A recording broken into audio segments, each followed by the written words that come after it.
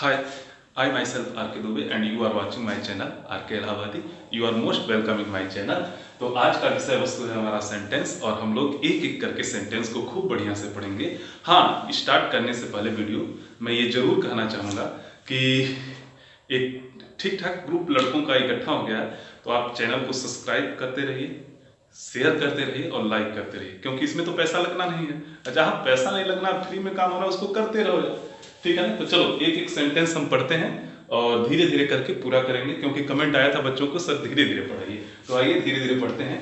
सबसे पहले स्टार्ट करते हैं अल्फाबेट। बहुत सारे बच्चे ऐसा पढ़ रखे हैं और टीचर्स पढ़ा भी देते हैं कि इंग्लिश में 26 अल्फाबेट्स होते हैं, but it's wrong and totally wrong. Because क्योंकि अल्फाबेट वर्णमाला तो एक ही होती है और उस वर्णमाला में 26 अक्षर समारे होते हैं। तो ये ध्यान दीजिएगा, इंग्लिश की जो अल्फाबेट है, जैसे हमारे हिंदी की अल्फाबेट है अ आ ई उ ए अ से लेकर क ख ग घ से लेकर चला जाता है अ तक, तो ज्ञ तक चला जाता है। तो उसी तरह से वो जो चार्ट है हिंदी का, उसी तरह से इंग्लिश में 26 क्या है अक्षर हैं और उसी 26 अक्षरों के कलेक्शंस को हम एक अल्फाबेट कहते हैं। यानी अब ये मत कहिएगा कि इंग्लिश में टोटल कितने होते हैं। कभी कभी आप ऐसा जब बोल देते हैं कि इंग्लिश में 26 अल्फाबेट्स होते हैं, तो ये गलत है। अल्फाबेट एक ही होते हैं, उसमें 26 लेटर्स होते हैं, ए से लेकर जेड तक। क्लियर है? और मैंने लेटर्स के बारे में बता दिया था, अगले वीडियो में आप जाकर देख सकते हैं। फिलहाल हम चलेंगे, यदि इन अक्षरों का हम समूह बनाते हैं तो हमारे बनते हैं क्या, वर्ड्स बनते हैं। क्या बनते हैं? वर्ड्स। यानी अक्षरों का एक ऐसा समूह जिसका सार्थक अर्थ निकलता है, उसे हम क्या कहते हैं बाबू? शब्द कहते हैं। जैसे मैंने कह दिया प्ले, तो प्ले क्या है? ये आप चले जाइए ए से लेकर जेड तक, जो हमारे 26 अक्षर हैं उसमें पी भी आता है। तो एक अक्षर मैंने पी निकाल दिया, यानी एक लेटर, एक एल, एक ए, एक वाई। तो ये चार अक्षरों का एक ऐसा समूह है जिसका अपना सार्थक अर्थ निकल रहा है, इसीलिए इसे हम क्या कहते हैं? वर्ड कहते हैं, शब्द कहते हैं। अब जान लीजिएगा शब्द किसे कहते हैं? अक्षरों का एक ऐसा समूह जिसका सार्थक अर्थ निकले, उसी को क्या कहते हैं? शब्द कहते हैं। A group of words which can make a clear sense और past sense, that is called word. A group of letters कहेंगे, sorry, a group of letters which can make a clear sense और past sense, that is called word. Clear है?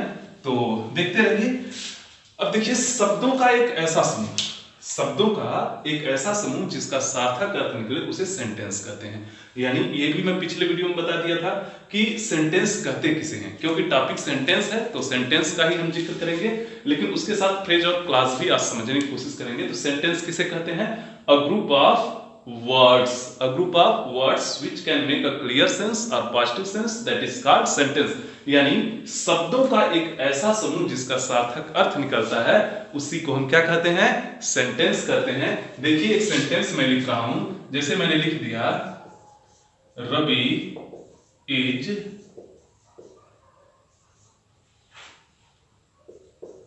Singing a song. तो ध्यान से समझने की बात है, Ravi is singing a song जब मैं लिख रहा हूं, तो यहां आप देखिए ये शब्दों के क्या बन रहे हैं? समूह बन रहे हैं। शब्दों के क्या बन रहे हैं? समूह बन रहे हैं। और ये शब्दों का समूह है, ये वर्ड्स है, एक वर्ड, दो, तीन, चार, ऐसे करके सो ऑन। ऐसे शब्दों का एक ऐसा समूह, यानी ग्रुप ऑफ ऐसा वर्ड बन रहा है, शब्दों का एक ऐसा समूह बन रहा है जिसका अपना एक मीनिंगफुल अर्थ निकल रहा है, शाब्दिक अर्थ निकल रहा है, उसी को हम क्या कहेंगे? सेंटेंस कहेंगे। यानी अ group of words which can make a clear sense or positive sense, that is called sentence। यानी शब्दों का एक ऐसा समूह। देखिए 1 2 3 4 5 ऐसे करके शब्दों का जितने भी हो सकते हैं, कई कई शब्द आ जाए, तो जितने भी शब्दों का एक समूह आप लगा दीजिए और उसका अपना सार्थक अर्थ निकलना चाहिए, उसी को हम क्या कहेंगे? सेंटेंस कहेंगे। क्लियर हो गया? तो सेंटेंस हम जानेंगे, ध्यान से समझिएगा। ये ग्रुप ऑफ वर्ड्स है, लेकिन फ्रेज भी ग्रुप ऑफ वर्ड्स होते हैं और क्लास भी ग्रुप ऑफ वर्ड्स होते हैं। तो फिर क्या होते हैं फ्रेज और क्या होते हैं क्लास? सबसे पहले हम जानेंगे फ्रेज। फ्रेज को हिंदी में वाक्यांश कहते हैं। क्या कहते हैं? वाक्यांश। अब ये वाक्यांश होते क्या है ये देखेंगे। वाक्य का अंश ही होता है वाक्यांश। यानी ऐसे ग्रुप ऑफ वर्ड, देखिए शब्दों का समूह से, शब्दों के समूह से फ्रेज भी बनता है, शब्दों के समूह से क्लास भी बनता है, शब्दों के समूह से सेंटेंस भी बनता है। तो एक एक करके थोड़ा देख लीजिए। फ्रेज का मतलब वाक्यांश, यानी वाक्य का अंश होगा। जैसे मैंने एक एग्जांपल लिया, Ravi wants to go to home. Ravi wants to go to home. Ravi घर जाना चाहता है। तो ध्यान दीजिएगा, टू गो होम यहां दिया गया है, Ravi wants to go home, Ravi घर जाना चाहता है।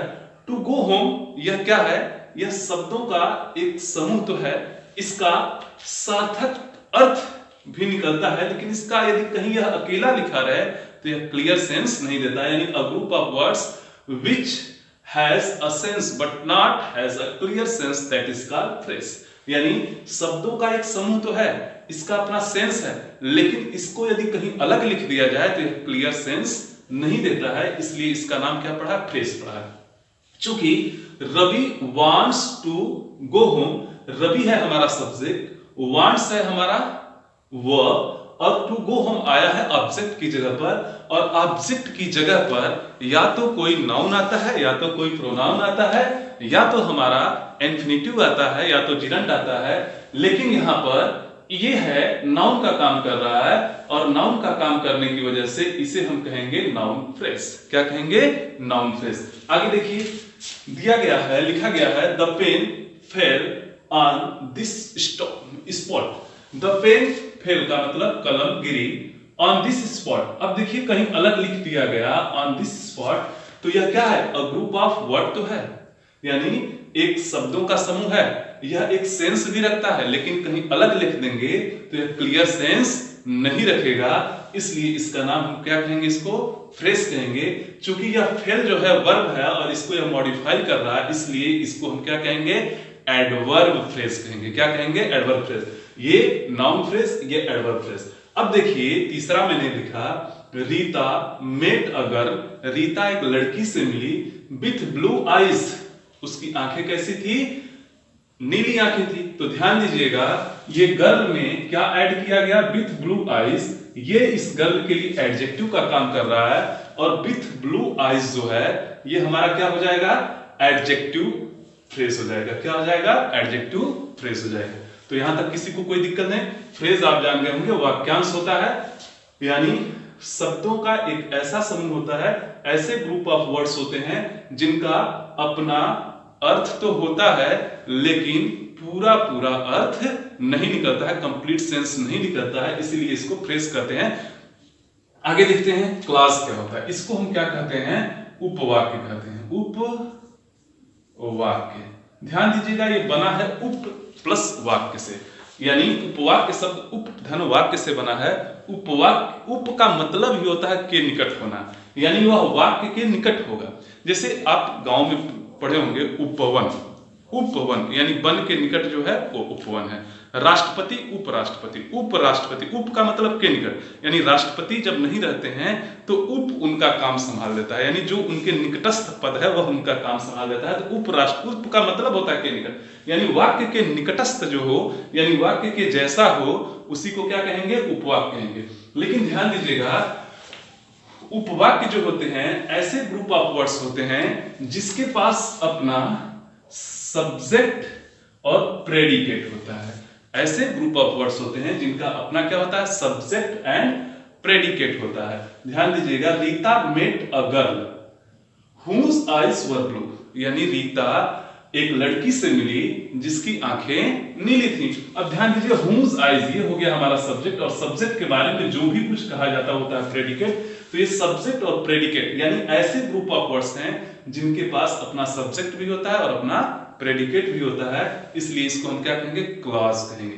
चूंकि यह रीता जो है एक Rita met a girl, Rita एक लड़की से मिली, हुज आईज वर ब्लू, ये उसकी आंखों को बता रहे हैं कि नीली थी, इसका मतलब यह विशेषता है, इसलिए यह होगा एडजेक्टिव क्लॉज। अब ध्यान दीजिएगा, he knows when to open the window, knows का मतलब वह जानता था, when to open the window. अब ध्यान दीजिएगा, when to open the window यह ऐसा ग्रुप ऑफ वर्ड्स है जिसके पास अपना क्या है, स्वयं का सब्जेक्ट भी है और प्रेडिकेट भी है, इसलिए यह हुआ क्लास। लेकिन कौन सा क्लास हुआ, एडवर्ब क्लास, क्योंकि नून जो है वर्ब में कुछ भी ऐड करते हैं तो एडवर्ब बनता है, इसलिए इसको कहेंगे एडवर्ब क्लास। अब ध्यान दीजिएगा, रवि फियर्स यानी रवि डरता है, दैट ही विल फेल, कि वह फेल हो जाएगा। तो रवि हो गया सब्जेक्ट और ये हो गया वर्ब, अब वर्ब के बाद जो भी कुछ होता है हमारा ऑब्जेक्ट होता है, लेकिन यह ऑब्जेक्ट ऐसा ग्रुप ऑफ वर्ड है जिसके पास अपना सेंस है और अपना सब्जेक्ट और प्रेडिकेट भी है, इसलिए इसको कहेंगे हम क्लॉज। क्या कहेंगे? क्लॉज कहेंगे। तो एक बार में देखिएगा, लेकिन यह कौन सा क्लॉज होगा? यह सब्जेक्ट है, यह वर्ब है, यह ऑब्जेक्ट। ऑब्जेक्ट की जगह पर नाउन या प्रोनाउन आता है, तो इसका मतलब यह क्या हो जाएगा? नाउन क्लॉज हो जाएगा। अब ध्यान से समझने की बात है कि फ्रेज क्या होता है? फ्रेज भी क्या होते हैं? ग्रुप ऑफ वर्ड होते हैं। फ्रेज भी क्या होते हैं? ग्रुप ऑफ वर्ड होते हैं। इनका एक सेंस होता है, लेकिन कंप्लीट सेंस ये नहीं रखते हैं। और जो हमारे क्लॉज होते हैं ये वाक्य के हिस्से होते हैं, इनके पास अपना सब्जेक्ट और प्रेडिकेट होता है। It's clear. अब ध्यान दीजिएगा, इससे आगे हम बढ़ेंगे और हमारा टॉपिक होगा केवल और केवल सेंटेंस। क्या होगा? सेंटेंस। तो सेंटेंस कितने प्रकार के होते हैं ये देखेंगे हम लोग, और एक एक करके आराम आराम से देखते जाएंगे। सेंटेंस यानी ये भी ग्रुप ऑफ वर्ड्स होते हैं इनके में, लेकिन इनमें अंतर है, फ्रेज और क्लॉज से अंतर है। Sentence is a group of word which makes clear sense और पॉजिटिव सेंस, जिसमें पूरा क्लियर सेंस होता है, पॉजिटिव सेंस होता है। यानी कहीं भी यह ऐसे ग्रुप ऑफ वर्ड का प्रतिनिधित्व करता है जिसके पास अपना पूरा मीनिंगफुल अर्थ होता है। तो ध्यान से समझिएगा, सेंटेंस क्या होता है? अ ग्रुप ऑफ वर्ड होता है जिसके पास अपना क्लियर सेंस होता है। अब ये हम देखेंगे कि सेंटेंस होते कितने प्रकार के हैं।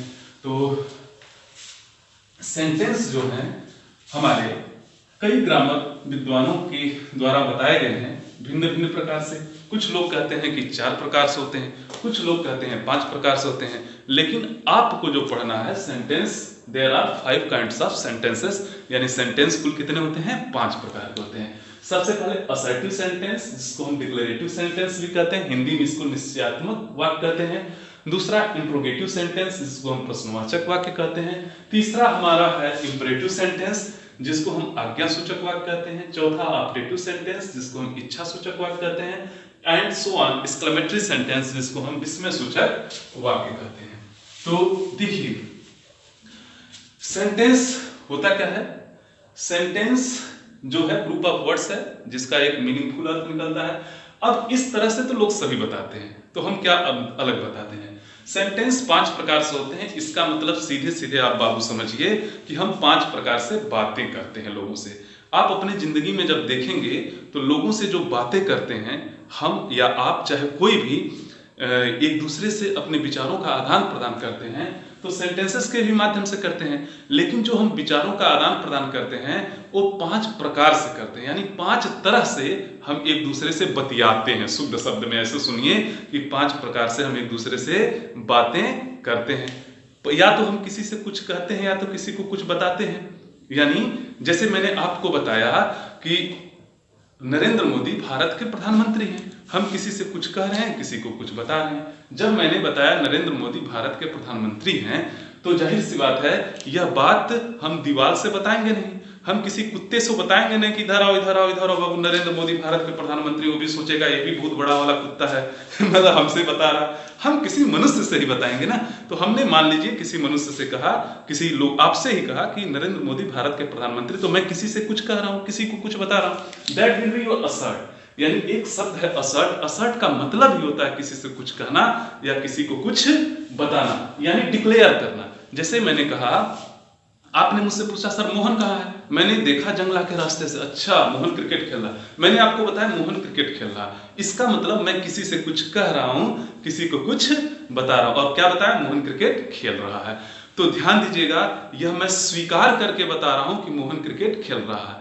मैं ऐसे भी बता सकता हूं कि मोहन क्रिकेट नहीं खेल रहा है। तो ध्यान से समझने की बात है, जब मैं बताऊंगा आपसे कि मोहन क्रिकेट खेल रहा है, इसका मतलब मोहन के क्रिकेट खेलने की क्रिया को मैं स्वीकार करके बता रहा हूं। और जब मैं बता रहा हूं कि मोहन क्रिकेट नहीं खेल रहा है, तो मैं उसकी क्रिया को नकार दे रहा हूं। तो जब मैंने स्वीकार करके बताया, तो यह हो गया हमारा असर्टिव का अफर्मेटिव।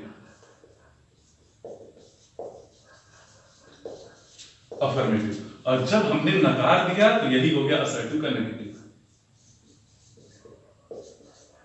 यानी स्वीकारात्मक और नकारात्मक। जैसे मैंने कहा कि वर्षा हो रही है, यदि आपको मैंने बताया वर्षा हो रही है, मैं ऐसे भी तो बता सकता हूं कि वर्षा नहीं हो रही है। जब मैंने बताया कि वर्षा हो रही है तो किसी से कुछ कह रहा हूं, किसी को कुछ बता रहा हूं, यानी डिक्लेयर कर रहा हूं, यानी असर्ट कर रहा हूं, यानी ये हो गया असर्टिव का अफर्मेटिव। अब मैंने बता दिया कि वर्षा नहीं हो रही है तो भैया बताओ आप ही क्या हो गया। इसका मतलब मैं बता तो रहा हूं, यानी असर्ट तो कर रहा हूं, लेकिन उस क्रिया को नकार दे रहा हूं, इसका मतलब असर्टिव का नेगेटिव हो गया। अब इस प्रकार के वाक्य यदि हमारे सामने आ जाएंगे, जब हम किसी से कुछ कहेंगे, कुछ बताएंगे, कुछ डिक्लेयर करेंगे, तो कैसे इसको हम ट्रांसलेट करेंगे। प्रश्न तो ये है कैसे हम ट्रांसलेट करेंगे। तो देखिएगा, सबसे पहले हम क्या करते हैं, यदि इस प्रकार के वाक्य आते हैं, असर्टिव यानी डिक्लेरेटिव सेंटेंस आता है, तो सबसे पहले हम सब्जेक्ट को लाते हैं, subject plus helping verb plus main verb plus object plus other verb, last में फुल स्टॉप। यानी ये होता है हमारा सीक्वेंस अनुवाद करने का नियम का। यानी जब हम किसी से कुछ कहते हैं, किसी को कुछ बताते हैं, या तो हम अफर्मेशन कर रहे होंगे या तो नेगेशन कर रहे होते हैं, यानी हम स्वीकार करके बता रहे हैं। जैसे मैंने आपको बता दिया राधा नाच रही है, आपने पूछा राधा क्या कर रही है, मैंने कहा राधा नाच रही है, तो मैं बता तो रहा हूं, यानी असर्ट तो कर रहा हूं, लेकिन इस क्रिया को स्वीकार करके बता रहा हूं, यानी अफर्मेटिव हो जाएगा। असर्टिव का क्या हो जाएगा, अफर्मेटिव। लेकिन मैं ऐसे भी आपको बता सकता हूं कि राधा नहीं नाच रही है, यानी बताया तो, लेकिन उसको नकार दिया। तो इन दोनों प्रक्रियाओं में अनुवाद करने का नियम यही होगा। बट यदि नेगेटिव रहेगा तो मेन वर्ब के पहले आपको बस नॉट का प्रयोग कर देना होगा, ये याद रखना है। मेन वर्ब के पहले हमेशा याद रखिए, टीचर्स बताते हैं कि हेल्पिंग वर्ब और मेन वर्ब के बीच में नॉट लगा देते हैं, लेकिन ध्यान दीजिएगा आप ऐसे सीखिएगा कि मेन वर्ब के पहले नॉट लगा देते हैं, क्योंकि जब इंट्रोगेटिव बनेगा तो हेल्पिंग वर्ब हमारा पहले आएगा और फिर आप ढूंढने लगेंगे इंच और पटरी लेकर कि कहां बीच आ रहा है, तो फिर गड़बड़ कर देंगे। हमेशा याद रखिएगा मेन वर्ब के पहले नॉट का प्रयोग होता है, और मेन वर्ब के पहले जब नॉट लग जाता है तो यह कौन सा पार्ट ऑफ स्पीच बन जाता है, ये आपको बताना है। तो चलिए देखिए, एक अनुवाद भी कर रहे हैं। जैसे मैंने कह दिया कि सुरेश क्रिकेट खेल रहा है, या मैंने कह दिया रवि क्रिकेट खेल रहा है, तो सिंपल सी बात है, रवि क्रिकेट खेल रहा है, ये बात मैं किसी को बता रहा हूं, सब्जेक्ट हमारा क्या है, रवि है, रवि। अब देखिए, चूंकि यह जो सेंटेंस मैंने किसी को कहा, किसी को बताया, लेकिन यह किस टेंस में, प्रेजेंट कंटीन्यूअस, ये मैं बाद में बताऊंगा। तो इसकी हेल्पिंग वर्ब प्रेजेंट कंटीन्यूअस की इज एम आर होती है, तो रवि के साथ क्या लगता है, इस लगता है, रवि वर्ब। रवि इस क्रिकेट खेल रहा है, प्रेजेंट कंटीन्यूअस टेंस का मेन वर्ब क्या होता है, उसमें आईएनजी लगता है, तो प्लेइंग, यानी रवि इज प्लेइंग क्रिकेट। ध्यान दीजिएगा, रवि इज प्लेइंग क्रिकेट, यानी रवि क्रिकेट खेल रहा है। तो देखिए मैंने सब्जेक्ट लगाया, फिर हेल्पिंग वर्ब लगाया, फिर मेन वर्ब लगाया, फिर ऑब्जेक्ट लगाया। अदर वर्ड का मतलब होता है अन्य शब्द जिसमें प्लेस एंड टाइम आता है, लास्ट में उसको लगा देते हैं। यदि नहीं आया है तो छोड़ देंगे। अरे भैया, आपके घर आपके मामा जी नहीं आए हैं तो क्या उनको पानी पिलाएंगे, नहीं पिलाएंगे, यानी अदर वर्ड आया ही नहीं तो छोड़ देंगे, सिंपल सी बात है। अब मान लीजिए उसने कह दिया कि रवि क्रिकेट नहीं खेल रहा है, तो कुछ नहीं करना है, नेगेटिव हो गया, बता तो रहा है लेकिन नेगेटिव कर दिया, कुछ नहीं करना है, बस मेन वर्ब के पहले नॉट लगा देना, रवि इज, अब यहीं पर नॉट लगा दीजिए, नॉट प्लेइंग क्रिकेट, सिंपल सी बात है। यानी एक तरह से तो बात करना हम सीख लिए, अभी बाकी है 4 तरीके से। आप ध्यान दीजिएगा, सेंटेंस ऐसे मत पढ़िए कि सेंटेंस 5 प्रकार के होते हैं, कभी नहीं याद होगा। आप ये ध्यान रखिए कि हम 5 प्रकार से बतियाते हैं, सिंपल सी बात है। आगे देखिए, अगला है हमारा इंट्रोगेटिव सेंटेंस। क्या होता है इंट्रोगेटिव सेंटेंस, देखिए इंट्रोगेटिव सेंटेंस जो होता है वह एक शब्द है इंट्रोगेट। इंट्रोगेट का मतलब भी होता है पूछताछ करना।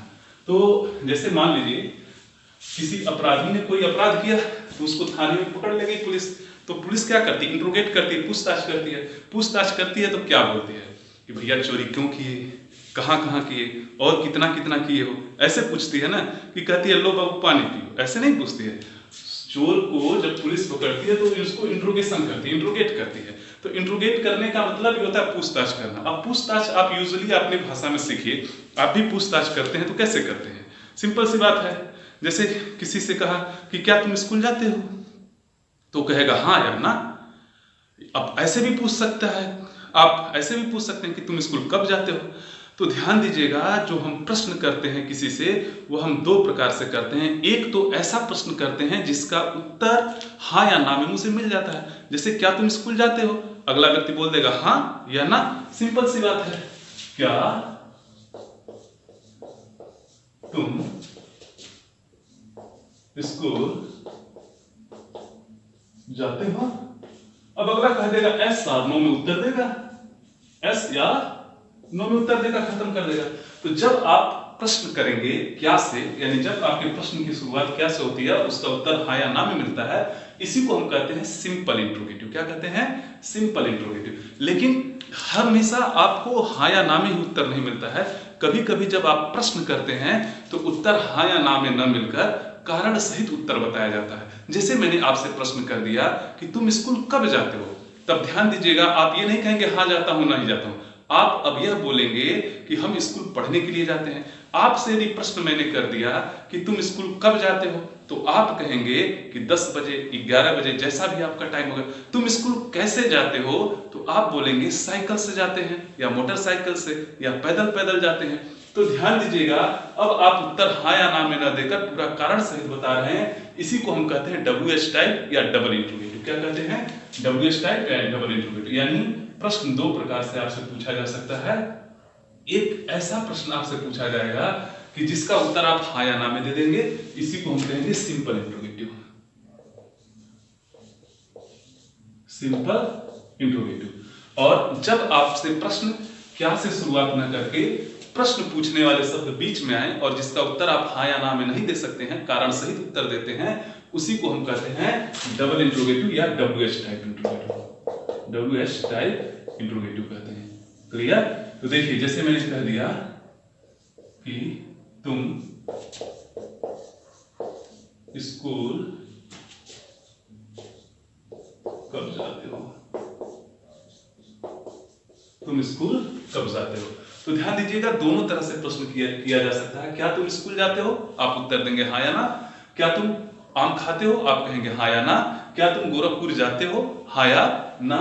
मैंने कह दिया कि तुम गोरखपुर कब जाते हो, तो आप टाइम बताएंगे। तुम गोरखपुर कैसे जाते हो, तो आप बताएंगे कि हम भाई पैदल पैदल जाते हैं, या आप कहेंगे कि हम साइकिल से जाते हैं। यानी कारण सहित उत्तर दे रहे हैं। तो जब कारण सहित उत्तर दे रहे हैं तो WH टाइप या डबल इंट्रोगेटिव, इसी को सिंपल इंट्रोगेटिव या एस आर नो टाइप कहते हैं, जब उत्तर हाँ या ना में दे देते हैं। तो चलिए देखिए, अब इस प्रकार के यदि वाक्य आ जाएंगे आपके सामने, तो प्रश्न यह है कि अनुवाद हम कैसे करते हैं। देखिए, यदि सिंपल इंट्रोगेटिव आएगा तो आपको सिंपल सा, सबसे पहले वाले में आपने पढ़ा था, यानी असर्टिव में आपने क्या पढ़ा था, subject plus helping verb plus main verb plus object plus other word, यही पढ़ा था ना। इसके पहले आपने असर्टिव में देखा था, अनुवाद करने का नियम है। इंट्रोगेटिव में और सिंपल टाइप इंट्रोगेटिव रहेगा, यानी yes or no type interrogative रहेगा, जिसका उत्तर आप हाँ या ना में दे सकते हैं। कुछ नहीं करना है, बहुत सिंपल सी ट्रिक है। देखो, ये दूसरा नंबर इंट्रोगेटिव आप पढ़ रहे हो, ये इसका पहला नंबर है, ये इसका दूसरा नंबर है, ये इसका तीसरा नंबर है, ये इसका चौथा नंबर, ये पांचवा नंबर, सो ऑन। अब देखो, दूसरा वाला जब पढ़ रहे हो तो दूसरे वाले को पहले ला दो, इसका कान पकड़ो और पहले ला दो। तो इसका मतलब क्या हो जाएगा, सबसे पहले आ जाएगा हेल्पिंग वर्ब प्लस, अब देखो सब्जेक्ट प्लस मेन वर्ब की, अब कोई सी फॉर्म लग सकती है, plus object plus other word plus, हाँ ठीक है, helping verb subject plus main verb plus object plus other verb, last में क्वेश्चन मार्क। ये हो गई हमारी सिंपल टाइप का जो yes or no type interrogative है। क्लियर? अब ध्यान दीजिएगा, अब मान लीजिए कि ऐसा इंट्रोगेटिव नहीं आया, इस प्रकार से आ गया, यानी WH टाइप इंट्रोगेटिव आ गया, जिसको डबल इंट्रोगेटिव कहते हैं। तो कुछ नहीं करना है, इंट्रोगेटिव यह भी है, इंट्रोगेटिव यह भी है। इसका मतलब जिस तरह से इसका अनुवाद करने का नियम होगा, उसी तरह से इसका भी होगा, सेम उसी तरह से आप कॉपी कर दीजिए। और कुछ नहीं करना है, इस हेल्पिंग वर्ब के पहले उस WH वर्ड को लगा दीजिए, यानी सबसे पहले WH वर्ड। WH वर्ड का मतलब ऐसे शब्द जिनकी शुरुआत या तो H से होती है या तो W से होती है। जैसे मैंने कह दिया तुम स्कूल कब जाते हो, तो व्हेन WH है, आप कहते हैं ना व्हेन, यानी W से। अब आपने कह दिया तुम स्कूल कैसे जाते हो, तो हाउ, HOW। तो आप ध्यान दीजिए, या तो तुम स्कूल क्यों जाते हो, WHY, वाई से हो जाएगा, यानी सबसे पहले WH वर्ड लगा दीजिए। और चूंकि इंट्रोगेटिव यह भी है, इंट्रोगेटिव यह भी है, तो यही सारा आप कॉपी कर दीजिए, यानी WH वर्ड को लगाएंगे, उसके बाद हेल्पिंग वर्ब, उसके बाद सोयान, आप सब्जेक्ट, उसके बाद आप मेन वर्ब, उसके बाद ऑब्जेक्ट, और उसके बाद अदर वर्ड, लास्ट में क्वेश्चन मार्क लगा दीजिए। ये हो गया WH टाइप इंट्रोगेटिव का अनुवाद करने का नियम। क्लियर है? जिसको स्क्रीनशॉट लेना है वो ले सकता है। अब अनुवाद करके देख लेते हैं। क्या तुम स्कूल जाते हो? तो सिंपल सी बात है, कौन सा टेंस है पहले ये देखिए। तो प्रेजेंट इंडिफरेंट टेंस है। अब प्रेजेंट इंडिफरेंट टेंस की हेल्पिंग वर्ब क्या होती है? डू या डज होती है। तो जाहिर सी बात हेल्पिंग वर्ब सबसे पहले आएगा, और जब सबसे पहले हेल्पिंग वर्ब आएगा तो क्या आ जाएगा? यानी यू के साथ डू लगता है। Do you go to school? Question mark लगा दीजिए। आ गया तुम स्कूल कैसे जाते हो? तो सब कुछ वैसे होगा, बस WH वर्ड आ जाएगा। लेकिन प्रश्न यहां पर दिया गया था तुम स्कूल कब जाते हो, और तुम स्कूल कब जाते हो जब इसका आप अनुवाद करेंगे तो सिंपल सी बात है। सबसे पहले देखिए तुम स्कूल कब जाते हो, सबसे पहले इस कब की अंग्रेजी बनाएंगे, यानी ये WH वर्ड है तो क्या हो जाएगा? व्हेन आपने लिख दिया। उसके बाद क्या लगेगा? हेल्पिंग वर्ब लगेगा। हेल्पिंग वर्ब क्या है? यू के साथ डू लगेगा। When do you go to school? और क्वेश्चन मार्क लगा दीजिए। ये आपका काम समाप्त हो गया। तो इस तरह से हम दो प्रकार से बातें करना सीख गए। आइए हम तीसरे प्रकार से बातें करना सीखते हैं, जिसका नाम है हमारे सामने इंपरेटिव सेंटेंस, जिसको हम कहते हैं आज्ञा सूचक वाक्य। क्या होता है आज्ञा सूचक वाक्य? जहां आप किसी को आज्ञा देते हैं, किसी को आप आदेश देते हैं, किसी को कमांड करते हैं, किसी से रिक्वेस्ट करते हैं, एडवाइस देते हैं, आज्ञा सूचक वाक्य कहलाता है। जैसे मैंने आपसे कहा दरवाजा खोलो, यानी आपसे मेरे द्वारा दरवाजा खोलने की बात की गई। अब जब दरवाजा खोलो की बात किया तो ये आपको, यदि मैं सीनियर हूं आप जूनियर हैं, तो ये मेरा आर्डर है। लेकिन ये है कि हमारे पापा भी तो मुझसे कह सकते हैं दरवाजा खोलो, तो ये पापा हमारे क्या हैं? सीनियर हैं, हम क्या हैं? जूनियर हैं, तो पापा का आर्डर है। लेकिन मैं भी तो कह सकता हूं पापा दरवाजा खोलिए, कि ऐसे कहूंगा कि जाइए दरवाजा खोलिए, ऐसे नहीं कहूंगा पापा जी दरवाजा खोलिए। तो मैं भी आज्ञा दे रहा हूं पापा को, लेकिन ये मेरा जो आज्ञा है ये रिक्वेस्ट है। क्या है? रिक्वेस्ट है। और जब पापा ने कहा तो पापा का ऑर्डर है। अब देखिए आर्मी में क्या होता है, सेना के जो अधिकारी होते हैं वो अपने सैनिकों को जो आदेश देते हैं वो कमांड में आता है। ऑर्डर ही है लेकिन कमांड उसको कहते हैं। और मान लीजिए कि कोई जूनियर है, जैसे मैं जूनियर हूं और अपने अंकल से कह रहा हूं कि अंकल जी मान लीजिए मैं असमर्थ हूं, एक गिलास पानी दीजिए। किसी कारण बस मान लीजिए मेरी असमर्थता है, मैं चल नहीं पा रहा हूं, तो यदि मैं उनको आज्ञा दूंगा और कहूंगा कि अंकल जी एक गिलास पानी दे दीजिए, इसका मतलब यह है कि मैं उनसे रिक्वेस्ट कर रहा हूं। अंकल मुझे 500 रुपया दे दीजिए, इसका मतलब मैं उनसे रिक्वेस्ट कर रहा हूं। अब देखिए आज्ञा अब छोटा हो या जूनियर हो या सीनियर उससे मतलब नहीं है।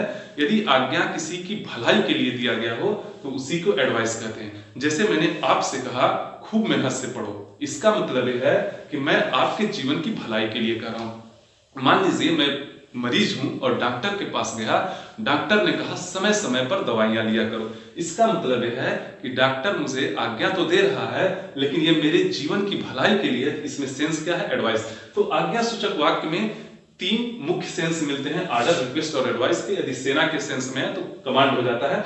तो ऑर्डर मतलब एक सीनियर अपने जूनियर को दे रहा है, रिक्वेस्ट एक जूनियर अपने सीनियर से कर रहा है, एडवाइस कोई किसी को कर सकता है, बस जीवन की भलाई की बात होनी चाहिए, और कमांड सेना नायकों के द्वारा। अब इस प्रकार के यदि वाक्य आएंगे तो हम कैसे अनुवाद करेंगे? तो ध्यान दीजिएगा, यदि इंपेरेटिव सेंटेंस है तो सबसे पहले बात एक सुनिए। मैंने कहा दरवाजा खोलो, यानी किससे कह रहा हूं? आपसे कह रहा हूं कि दरवाजा खोलो, इसका मतलब यह है कि ओपन द डोर हम कह रहा हूं। और यहां यदि आपसे कह रहा हूं यानी यहां तुम शब्द छिपा हुआ है, यानी मैंने कहा दरवाजा खोलो, इसका मतलब तुम दरवाजा खोलो। मैंने कहा बाहर जाओ, इसका मतलब तुम बाहर जाओ। मैंने कहा अपनी किताब मुझे दिखाओ, इसका मतलब तुम मुझे अपनी किताब दिखाओ। यानी यहां पर हिंदी में आपका तुम शब्द छिपा है, इंग्लिश में यू भी यहां छिप जाता है, यानी सब्जेक्ट के रूप में हमेशा यू छिपा रहता है। अच्छा, दरवाजा खोलो कब कह रहा हूं? इसी समय कह रहा हूं, इसका मतलब यह सिंपल का प्रेजेंट हुआ, यानी तुरंत खोलो, सिंपल प्रेजेंट इंडिफरेंट हुआ। तो ध्यान से देखने की बात है, मैंने कहा दरवाजा खोलो, इसका मतलब यह है कि सब्जेक्ट तो गया यू के रूप में छिप गया, उसके बाद हमारा प्रेजेंट इंडिफरेंट टेंस है। क्यों है प्रेजेंट इंडिफरेंट? दरवाजा खोलो भाई, इसी समय खोलो। और कौन सा दरवाजा खोलने को कह रहा हूं ये निश्चित तो नहीं है, और जो चीजें निश्चित नहीं है वो अनिश्चित है, और अनिश्चित का मतलब इंडिफिनिट है। और प्रेजेंट इंडिफिनिट टेंस की हेल्पिंग वर्ब क्या होती है? डू या डज होती है। इसकी हेल्पिंग वर्ब भी छिप गई।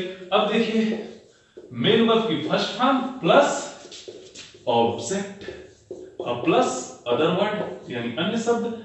तो ये ध्यान दीजिएगा, सब्जेक्ट तो छिप ही गया, हेल्पिंग वर्ब डू डज के रूप में छिपी है। तो अनुवाद करने का नियम अपने आप क्या निकल कर आ गया? देख लीजिए, यानी मेन वर्ब की first form plus object plus other word, इसको मिटा दीजिए। तो मैंने कहा दरवाजा खोलो, किसका मतलब खोलना होता है? ओपन। और क्या खोलना है? The door. तो आप कहेंगे सर जी अदर वर्डवा कहाँ गया?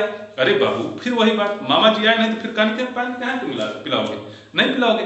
मैंने कहा कि फील्ड में क्रिकेट खेलो, तो यानी play cricket in the field. देखो मामा जी आ गए, फिर अदर वर्ड लग गया। यानी यदि अदर वर्ड नहीं आया तो छोड़ देंगे, यदि आएगा तो लगा देंगे। और अदर वर्ड में मैं बार बार बता रहा हूं अन्य शब्द होते हैं प्लेस एंड टाइम, और जिनको लास्ट में हम लिखते हैं। और कभी कभी ऐसा भी कहा जा सकता है दरवाजा मत खोलो, यानी उसी दरवाजा खोलो ये तो है पॉजिटिव, और दरवाजा मत खोलो नेगेटिव हो गया। और नेगेटिव हो गया तो जाहिर सी बात है, आपको मैंने बताया है कि यहाँ छिपा क्या रहता है? हेल्पिंग वर्ब के रूप में डू या डस। और चूंकि सब्जेक्ट के रूप में यू छिपा है हमेशा, तो यू के साथ हमेशा लगता है डू। तो आप देखिए सब्जेक्ट तो छिपा ही रहेगा ऐसे यू के रूप में, और यू के साथ क्या लगता है? डू। और मेन वर्ब के पहले ही तो नॉट लगता है, नॉट। उसका छाप दीजिए, ओपन द डोर।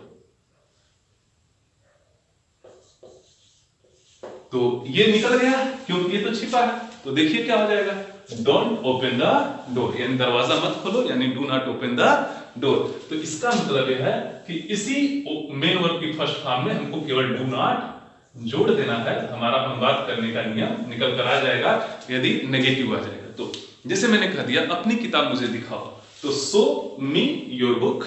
अब मैंने कह दिया कि अपनी किताब मुझे मत दिखाओ, don't show me your book. मैंने कह दिया गाना गाओ, सिंग अ सॉन्ग। मैंने कहा गाना मत गाओ, डोंट सिंग अ सॉन्ग। ये डोंट है, डू नॉट है, ठीक है ना? ये थोड़ा सा गलत लिखा गया था। आगे देखिए, मैंने कह दिया कि अपना पाठ याद करो, लर्न योर लेसन। मैंने कहा अपना पाठ ना याद करो, तो don't learn your lesson. Simple सी बात है। तो ये आपका इंपरेटिव सेंटेंस भी समाप्त हो गया। ध्यान दीजिएगा, चाहे कमांड रहे, चाहे ऑर्डर रहे, चाहे रिक्वेस्ट रहे, चाहे एडवाइस रहे, सबके लिए अनुवाद करने का नियम एक ही है। क्लियर है? आगे चलते हैं। तो मिलता है हमें ऑब्जेक्टिव सेंटेंस। ऑब्जेक्टिव सेंटेंस को बाबू कहते हैं इच्छा सूचक वाक्य। क्या कहते हैं? इच्छा सूचक वाक्य। यानी एक ऐसा वाक्य, देखिए तीन प्रकार से बातें करना सीख गए। पहला, किसी से कुछ कहते हैं, किसी को कुछ बताते हैं, यानी असर्टिव सेंटेंस। दूसरा, किसी से कुछ पूछते हैं। अरे भाई जिंदगी में बात करते हैं तो पूछते भी है ना, का हो, ऐसे कहते हैं ना, क्यों जी सब्जी क्यों नहीं लाए, पूछते हैं। क्या तुम आज स्कूल जाओगे, पूछते हैं। क्या आज वर्षा होगी, पूछते हैं। पिताजी कब आएंगे, पूछते हैं। तो ऐसे जिंदगी में बातें तो करते रहते हैं, बस यही बात करना ही तो सेंटेंस है, और कुछ नहीं है, घबराने की जरूरत नहीं है। यानी किसी से कुछ कहते हैं, किसी को कुछ बताते हैं, असर्ट करते हैं, किसी से कुछ पूछते हैं, इंट्रोगेट करते हैं, किसी को आज्ञा देते हैं, इंपरेट करते हैं, इंपरेटिव सेंटेंस हो गया। और कहीं कहीं अपनी इच्छा भी तो रखते हैं। अब देखिए इसी को कहते हैं इच्छा सूचक वाक्य, यानी ऑब्जेक्टिव सेंटेंस। और ऑब्जेक्टिव सेंटेंस हमारे जो होते हैं, यहां हम अपनी इच्छा का प्रकटीकरण करते हैं। जैसे अब इच्छा का प्रकटीकरण कैसे होता है, आप अपने जीवन में सोचिए। जैसे मान लीजिए कि आप मिले और पैदल पैदल, ये आपका घर है, ये आपका स्कूल है, और इतनी दूर 5 किलोमीटर दूर आप जा रहे हैं पैदल पैदल। धूप है काफी ज्यादा। मैं अपने घर से बाइक से निकला हूं और आप पैदल पैदल जा रहे हैं। कैसे जा रहे हैं? पैदल पैदल जा रहे हैं। मैं आपको बैठाया और आपके स्कूल पर ले जाकर छोड़ दिया, ठीक है? तो आप कहेंगे ईश्वर करें कि आप दीर्घायु हो। आप कहेंगे ना मेरे लिए, ईश्वर करें कि आप दीर्घायु हो। अच्छा मान लो बुढ़ऊ बाबा हैं और उनको मैंने क्या किया, यहां से बैठाकर मार्केट तक 5 किलोमीटर दूर तक छोड़ दिया।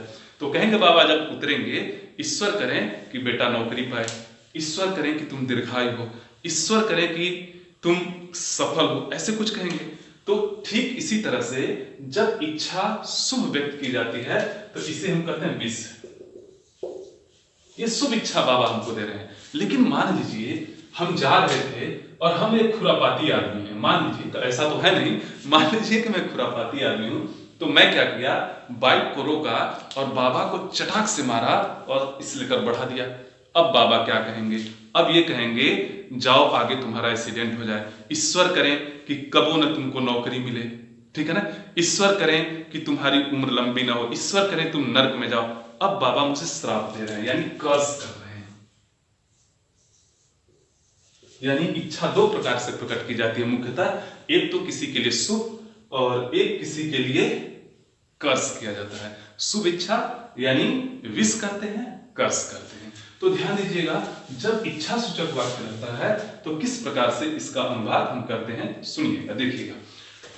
देखिए, जैसे मान लीजिए किसी बाबा ने मुझसे कहा कि ईश्वर करे कि तुम दीर्घायु हो, तो इसका अनुवाद करने के लिए क्या करेंगे, मे का प्रयोग करते हैं। किसका प्रयोग करते हैं, मे का प्रयोग। May plus subject plus main verb की first form plus object plus other word और लास्ट में वर्ब का एक्सक्लेमेशन लगा देते हैं। तो बाबा ने मुझसे क्या कहा, ईश्वर करें तुम दीर्घायु हो, तो मे यू लिव लॉन्ग। अब जो शब्द नहीं आए हैं उनको छोड़ दीजिए। अच्छा, मान लीजिए कि किसी ने मेरे लिए प्रार्थना भी तो कर सकता है कोई। जैसे मैंने आपके लिए प्रार्थना किया कि ईश्वर तुम्हें एक पुत्र दें। क्या दें, ईश्वर तुम्हें एक पुत्र दें।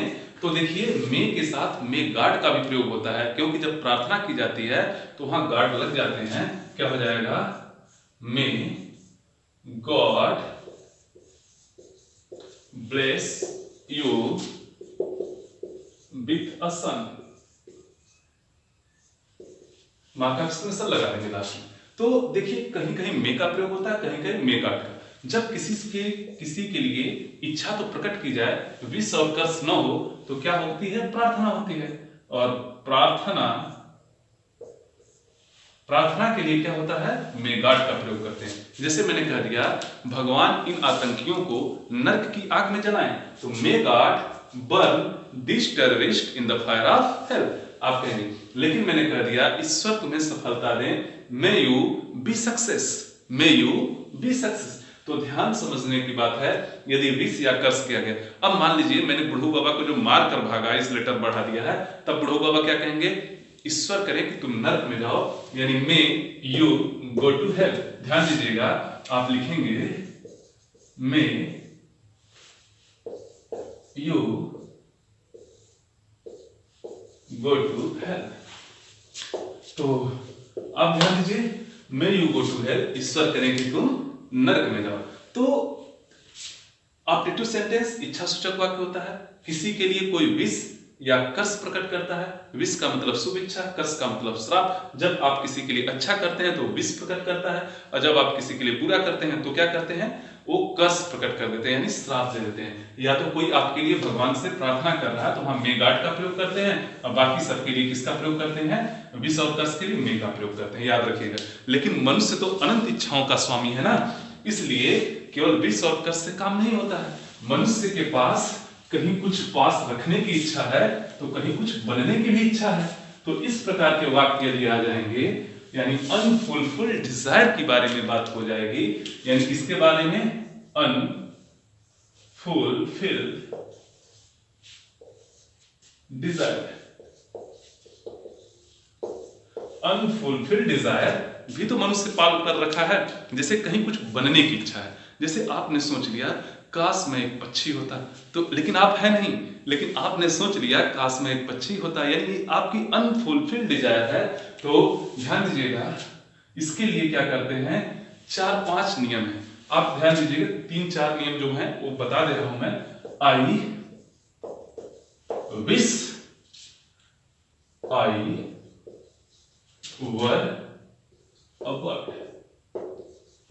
यानी जहां जो चीज हम नहीं होते हैं और उसी चीज के बनने की यदि इच्छा पाल रहते हैं तो वहां क्या करते हैं, आई विश लगाकर वर का प्रयोग करते हैं। हमेशा ध्यान दीजिएगा, आई के साथ वाज आप सीखे होंगे, लेकिन अनफुलफिल्ड डिजायर के लिए, यानी जो हमारी पूरी नहीं हो सकती है, जहां जो चीज हम है नहीं वही चीज बनने की कल्पना कर रहे हैं, तो वहां वर का प्रयोग करते हैं। एक तरीका यह है। दूसरा तरीका आप कर सकते हैं कि इफ से बना सकते हैं, इफ आई, इसी सेंटेंस को, काश में एक पक्षी होता है, इसी सेंटेंस को 3-4 तरीके से मैं बता दे रहा हूं। If I were a bird,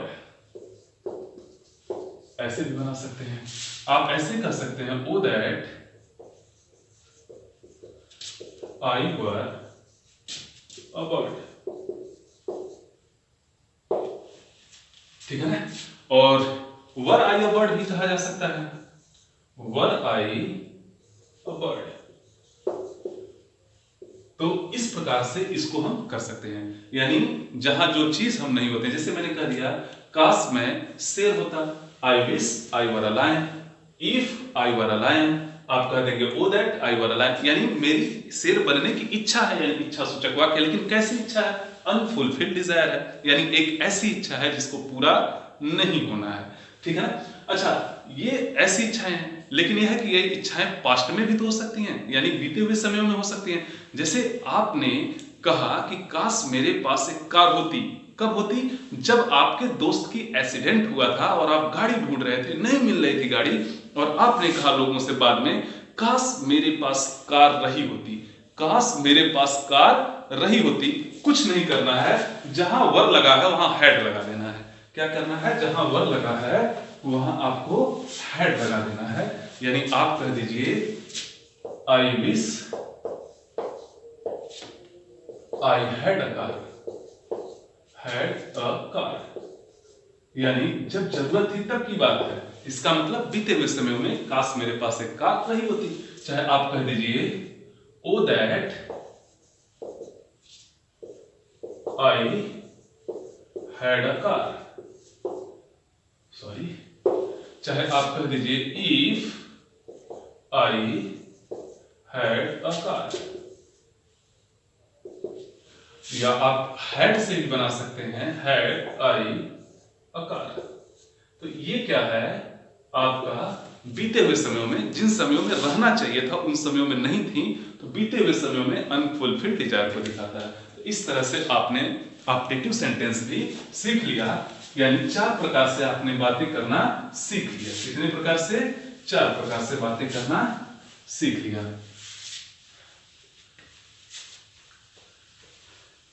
पांचवा है आपका एक्सक्लेमेटरी सेंटेंस, इसको कहते हैं विस्मय सूचक वाक्य, यानी एक प्रकार से हम ऐसे भी बातें करते हैं लोगों से जब कभी जिस चीज की घटित होने की दूर दूर तक उम्मीद नहीं है, अचानक वही चीज आपके सामने घटित हो जाती है, तो हमें आश्चर्य फील होता है। क्या फील होता है, आश्चर्य फील होता है, और यह आश्चर्य जो फील होता है ये हमारे हृदय के उद्गार होते हैं, इसी को हम कहते हैं एक्सक्लेमेटरी सेंटेंस, यानी क्या कहते हैं, एक्सक्लेमेटरी सेंटेंस कहते हैं। जैसे मान लीजिए कि आपने बहुत मेहनत से पढ़ाई की, आपको उम्मीद है कि हमें 95% मार्क्स मिलेंगे, बट जब रिजल्ट आया तो 5 गायब हो गया था।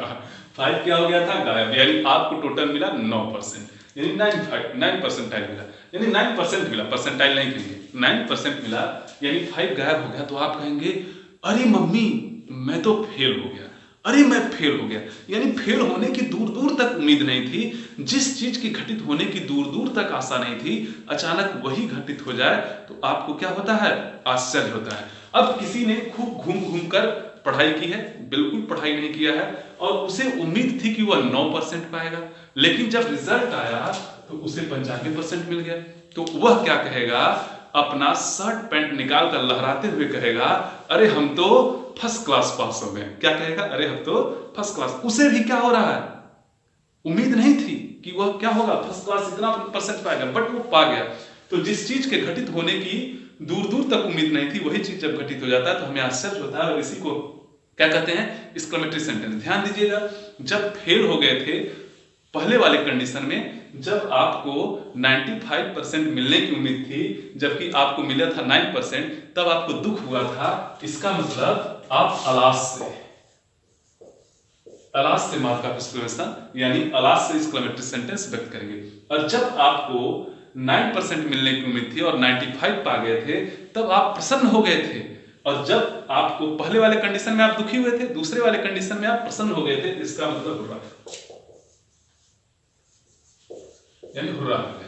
और मान लीजिए कि कभी कभी ऐसा होता है कि जो बल्लेबाज होते हैं, खेलने वाले होते हैं, जिनसे उम्मीद नहीं रहती है दूर दूर तक कि वो भी रन बना paएंगे, और कभी कभी वो बहुत अच्छा खेल देते हैं, तो जब वो पवेलियन आते हैं तो कोच या उसका कैप्टन कहता है शाबाश तुमने बहुत अच्छा किया, यानी ब्रेवो, यानी उससे उम्मीद नहीं थी लेकिन उसने बहुत अच्छा प्रदर्शन किया, यानी जिस चीज के होने की आशा नहीं थी वही चीज घटित हुआ, तो हम अलास, ब्रेवो और हुर्रा से क्या करते हैं, एक्सक्लेम प्रकट करते हैं। बस अनुवाद करने का नियम टोटल असर्टिव सेंटेंस की तरह है। बस पहले यदि दुख की बात होगी तो अलास, प्रसन्नता की विषय वस्तु होगा तो हुर्रा, शाबाशी की बात होगी तो ब्रेवो को लगाकर मार्क ऑफ एक्सक्लेमेशन लगा दीजिएगा। उसके बाद अनुवाद करने का नियम टोटल और टोटल वही छाप दीजिए, subject plus helping verb plus main verb plus object plus other. यही तो पढ़े थे सबसे पहले वाले में, subject plus helping verb plus main verb plus object plus other verb. यानी सबसे पहले अलास, हुर्रा या ब्रेवो लगाकर इनको हमको क्या करना है, एक्यूरेटली वैसे ही छाप देना है, वही हमारे अनुवाद करने का नियम हो जाएगा। जैसे मैंने कह दिया अरे मोहन तो फेल हो गया, तो क्या हो जाएगा, यानी अलास मोहन फेल हो गया है, present perfect tense, has failed, alas Mohan has failed.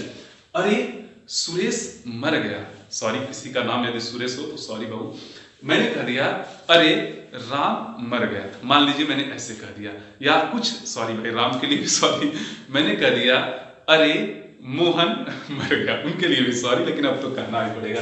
तो अलास मोहन डाइड, क्या कहेंगे, दुख की बात है ना। यानी अभी तो मोहन से शाम को मिलकर आए थे, हाथ मिलाकर आए थे, गले मिलकर आए थे, अचानक खबर आई कि मोहन मर गया, तो हम अपने घर पर कहेंगे ओहो अरे मोहन मर गया। तो ये जिस चीज की होने की उम्मीद नहीं थी वही चीज हो गया है। इसका मतलब है जिस चीज की घटित होने की उम्मीद नहीं हुआ वही चीज जब घटित हो गया, तो एक्सक्लेमेटरी सेंटेंस, चूंकि दुख की बात है तो आप लिखेंगे अलास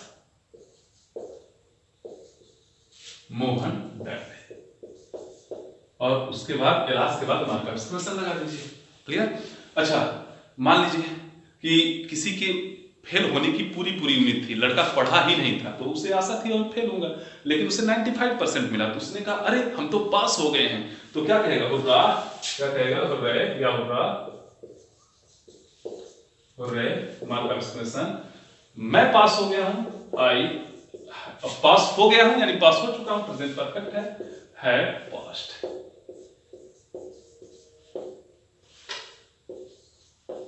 आई हैव पास्ट, यानी हुर्रा आई हैव पास्ट लिखेगा। मैंने कहा किसी अपने खिलाड़ी से, मान लीजिए मैं कैप्टन हूं, मैंने कहा शाबाश तुमने बहुत अच्छा खेला है, तो मैं कहूंगा, यानी ऐसे कहूंगा ब्रेवो, और उसके बाद बहुत अच्छा खेला है यानी प्रेजेंट परफेक्ट फिर भी है, तो क्या हो जाएगा, यू हैव प्लेड वेल। तो ध्यान दीजिएगा इस तरह से अलास, हुर्रा और ब्रेवो लगाकर हम क्या करते हैं, एक्सक्लेमेटरी सेंटेंस का अनुवाद करते हैं। लेकिन एक्सक्लेमेटरी सेंटेंस इतना सही नहीं समाप्त होता है, कभी कभी हम क्या करते हैं, किसी चीज को देखकर अचानक आश्चर्यचकित हो जाते हैं, यानी कभी जिस चीज को वैसा मैंने कभी देखा ही नहीं था वैसा दिख गया, तो क्या हो जाते हैं, आश्चर्यचकित हो जाते हैं। जैसे मान लीजिए कि यूं तो हम जा रहे थे रास्ते में, और जा रहे थे तो देखा कि कोई बहुत लंबा लड़का था, यानी इतना भी ज्यादा था, बहुत ज्यादा लंबा लड़का था, तो हम कहें अपने दोस्त से, देख देख देख कितना लंबा लड़का है, क्या कहा, कितना लंबा लड़का है, इसका मतलब लड़के की लंबाई की अधिकता को देखकर हमारे मन में आश्चर्य हो गया। यूं तो भारत में कोई लंबी लड़की जाए तो फिर देखो लड़कों को कहते हैं अरे देख देख देख कितनी लंबी लड़की, इसका मतलब उस लड़की की लंबाई की अधिकता को देखकर हमारे मन में आश्चर्य हुआ, और जब आश्चर्य हुआ तो कितना कितनी कितने से भी क्या होता है, आश्चर्य को प्रकट किया जाता है। जैसे किसी बिल्डिंग को मैंने देखा, कहा कितनी ऊंची बिल्डिंग है, यानी बिल्डिंग की ऊंचाई की अधिकता से मेरे मन में आश्चर्य हुआ, कितना सुहावना दृश्य है, यानी उस दृश्य की सुहावना की आश्चर्यता को मैं प्रकट कर रहा हूं। मैंने कहा कितना भयानक सांप है, यानी उसकी भयानकता पर मुझे आश्चर्य है। तो कितना कितनी कितने से भी, जैसे कितना लंबा लड़का है। अब मैंने कहा कभी कभी आप ऐसे ही कहते हैं कितना लंबा, ठीक है ना, कभी कभी ऐसे कहते हैं कि कितनी बड़ी बिल्डिंग है, कभी कहते हैं कितना बड़ा, ठीक है ना, कितना आनंद है और कितना आनंदित दृश्य है। ध्यान दीजिएगा जब आप कितना कितनी के साथ एडजेक्टिव क्या करते हैं, एडजेक्टिव, और उसके बाद क्या आता है, एक नाउन है, यानी किसी का नाम है, एक, यानी ये वाक्य दो प्रकार से होते हैं, कितना, कितनी ऊंची मीनार है, कितनी ऊंची मीनार है, तो देखिए कितना कितनी के बाद एडजेक्टिव, एडजेक्टिव के बाद क्या आ रहा है? नाउन। अब मैंने कहा कितना ऊंचा, केवल कितनी कितनी के बाद क्या आ रहा है? एडजेक्टिव आ रहा है, नाउन नहीं आ रहा है। तो जब कितना कितनी के बाद एडजेक्टिव आए और एडजेक्टिव के बाद नाउन आए तो व्हाट ए का प्रयोग करते हैं, यानी एक्सक्लेमेटरी सेंटेंस में किसका प्रयोग करते हैं? व्हाट अ टाल हुआ है। और उसके बाद हमारे एक्सप्रेशन लगा दीजिए, व्हाट अ टाल हुआ है। और केवल जब इतना बोला कितना लंबा, और कितना लंबा क्या चीज? नाउन नहीं दिया। अरे कुछ भी हो सकता था, कितना लंबा लठ है, कितना लंबा लड़का है, कितना लंबा मतलब और भी कुछ कर सकते हैं, यानी कितना लंबा मान लीजिए रस्सी है, कितनी लंबी रस्सी है, ऐसे कुछ कर सकते थे। लेकिन यहां पर नाउन नहीं आया, और जब नाउन नहीं आया तो क्या हो जाएगा? हाउ का प्रयोग करेंगे, हाउ टाल। एक और एग्जांपल लेते हैं, जैसे मैंने कह दिया कि कितनी ऊंची इमारत है, तो इसका मतलब what a big building, clear. लेकिन मैंने कह दिया कितनी ऊंची, तो हाउ बिग, क्लियर। तो इस प्रकार से आपने क्या देखा, एक एक करके सारे सेंटेंसेस को देख लिया है। और इसी के साथ ये सेंटेंस टॉपिक हमारा काफी अच्छे से धीरे धीरे मैंने पढ़ाकर समाप्त किया है। हाँ, इसमें थोड़ी चीजें हल्की फुल्की चीजें छूटी हैं, जिसको मैं अगले टॉपिक में कवर कर दूंगा जब मैं टेंस पढ़ाऊंगा। तो आप सबकी इसी तरह से आप सबका सपोर्ट बना रहे, और बड़े ही सिस्टम से पढ़ाने की कोशिश कर रहा हूँ। और सारी चीज़ें जो व्यवस्थित मैं किया हूँ अपने सेल्फ किया हूँ, यानी जो लाइटिंग है, जो सारी चीज़ें, यहाँ तक कि एक सॉफ्टवेयर से लेकर कुछ भी करना होता है, सारी चीज़ें मैं मैनुअल अपने हाथ से कर रहा हूँ, और बाकी मोबाइल की मदद से कर रहा हूँ। तो आप लोगों का सपोर्ट मिले, अच्छा लगेगा। लाइक शेयर सब्सक्राइब करते रहिएगा, और चैनल को ज़्यादा से ज़्यादा ग्रो करने में मदद करिए, और हमें आपकी ज़रूरत है। और यदि मैं अच्छा पढ़ा रहा हूँ तो मेरी आपकी ज़रूरत होगी। तो ठीक है, आप थोड़ा देखिए, बाकी कहना तो नहीं चाहता हूँ, लेकिन अभी जब तक 1000 सब्सक्राइबर्स नहीं हो जाते हैं, लाइक बटन नहीं मिल जाता है, तब तक कहना ही पड़ेगा। फिलहाल आप लोगों की मर्जी। जय हिंद, जय भारत।